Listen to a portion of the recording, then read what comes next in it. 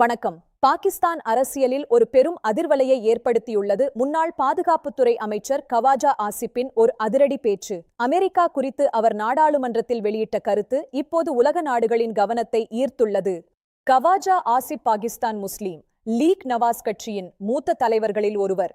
அவர் தனது நீண்டகால அரசியல் அனுபவத்தில் பல முக்கிய பொறுப்புகளை வகித்தவர் என்பது குறிப்பிடத்தக்கது. பாகிஸ்தான் நாடாளுமன்றத்தில் ஆவேசமாக பேசிய அவர், அமெரிக்கா எங்களை ஒருமுறை பயன்படுத்தி தூக்கி எறியும் டாய்லெட் பேப்பரைப் போல நடத்தியது என்று பகிரங்கமாக குற்றம் சாட்டினார். நாடாளுமன்றத்தில் நடைபெற்ற காரசாரமான விவாதத்தின் போது அமெரிக்காவுடனான வெளியுறவுக் கொள்கை குறித்து அவர் இவ்வாறு பேசினார். இது அங்கிருந்த உறுப்பினர்களிடையே பெரும் பரபரப்பை ஏற்படுத்தியது. கடந்த காலங்களில், குறிப்பாக பனிப்போர் காலத்தின் போது, அமெரிக்காவின் மிக நெருங்கிய நட்பு நாடாக பாகிஸ்தான் கருதப்பட்டது. பல தசாப்தங்களாக இரு நாடுகளும் இணைந்து செயல்பட்டு வந்தன.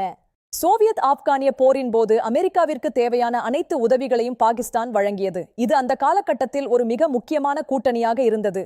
செப்டம்பர் 11 தாக்குதலுக்கு பிறகு பயங்கரவாதத்திற்கு எதிரான போரில் அமெரிக்காவின் மிக முக்கிய கூட்டாளியாக பாகிஸ்தான் மீண்டும் இணைந்தது. இது பல சவால்களை கொண்டு வந்தது. இந்த போரில் பாகிஸ்தான் முன்வரிசையில் நின்று போராடியது.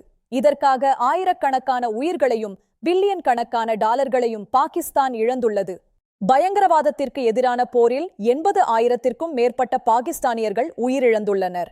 இது அந்த நாடு சந்தித்த மிகப்பெரிய மனிதாபிமான இழப்பாகும். பொருளாதார ரீதியாக சுமார் 150 பில்லியன் டாலர் அளவுக்கு பாகிஸ்தான் இழப்புகளை சந்தித்துள்ளது. ஆனால் இதற்கு ஈடாக அமெரிக்கா வழங்கிய உதவிகள் மிகவும் சொற்பமானவை. அமெரிக்கா எப்போதும் பாகிஸ்தானிடம் இன்னும் அதிகமாக செய்யுங்கள் என்றே கூறி வந்தது. ஆனால் பாகிஸ்தான் செய்த தியாகங்களுக்கு தகுந்த மரியாதை வழங்கவில்லை என்பது ஆசிப்பின் வாதம். அமெரிக்காவின் தேவை முடிந்தவுடன் பாகிஸ்தானை நட்டாற்றில் கைவிட்டுவிட்டதாக அவர் தனது பேச்சில் மிக காட்டமாக விமர்சித்தார். இது ஒரு மிகப்பெரிய துரோகம் என அவர் கருதினார்.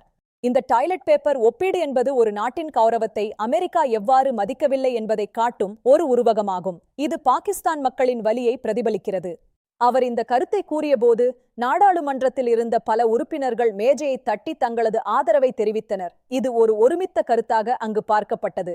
அரசாங்கம் மற்றும் எதிர்க்கட்சி என இரு தரப்பினருமே அமெரிக்காவின் இந்த அணுகுமுறையை விமர்சிப்பதில் ஒன்றாக இருப்பதை இது காட்டுகிறது. இது பாகிஸ்தானின் புதிய போக்காகும். சர்வதேச ஊடகங்கள் இந்த செய்தியை மிக முக்கியமாக ஒளிபரப்பின. குறிப்பாக ஆசிய பிராந்தியத்தில் இது ஒரு மிகப்பெரிய விவாதத்தை கிளப்பியது. அமெரிக்க தரப்பில் இருந்து அதிகாரப்பூர்வமாக இதற்கு கடுமையான பதில்கள் வரவில்லை என்றாலும் தூதரக ரீதியாக இது ஒரு நெருக்கடியை ஏற்படுத்தியுள்ளது என்பதில் சந்தேகமில்லை.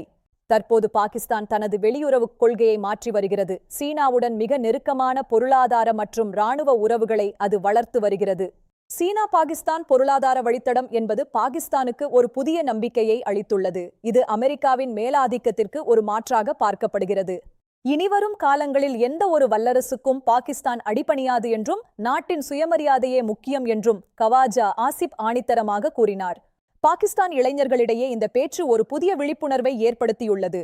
அமெரிக்காவுடனான சமமற்ற உறவு முடிவுக்கு வர வேண்டும் என அவர்கள் விரும்புகின்றனர். இந்த சம்பவம் அமெரிக்கா மற்றும் பாகிஸ்தான் இடையேயான தூதரக உறவில் மேலும் விரிசலை ஏற்படுத்த வாய்ப்புள்ளது. இது தெற்காசிய அரசியலில் ஒரு மாற்றத்தை ஏற்படுத்தும்.